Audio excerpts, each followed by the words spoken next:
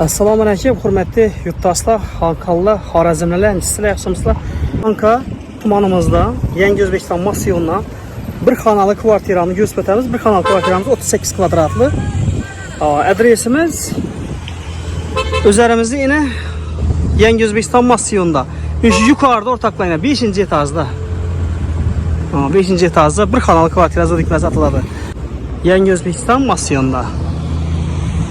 Hazır iki taraflarından göster.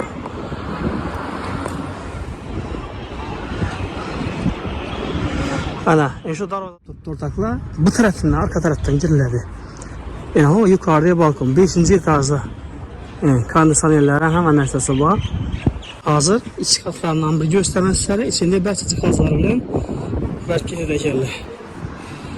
Bir kanalı 38 kvadratlı kvartiramız o dikbaz atıladı.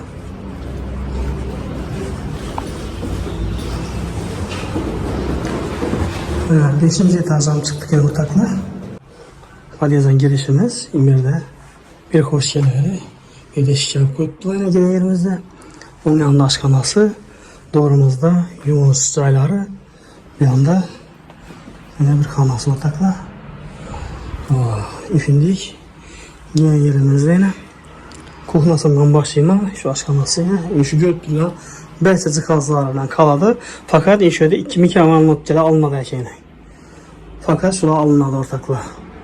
Başka vəzlər kaladı. Buna acayip. Belirli Yunus kanası. Yine. Pol avtomat kir maşınları var. Şunun içinde rakamina iş kılıp duşa ile neler var. Divarlarımız 2 metrede ücret metrede divarlarına ne kafelerine basıp koydular. Zor çok kötü. Gazı, siveti, su hemen esası var. Şu kvartiramız satıladı ortakla. Pulu 230 milyon. Gelirseler 230 milyonun içinde. Ama birinin krediti yok. Tönavı yok. Doğru adınız ötədir. Çerez notarız. Puluna gelişinle 230 milyon. Ekranınız pesende mülk egelerini telefon rakamları. Telefonlaşarsa gelip görüp gelişip alasınız ortakla. Aman Allah sabırlı.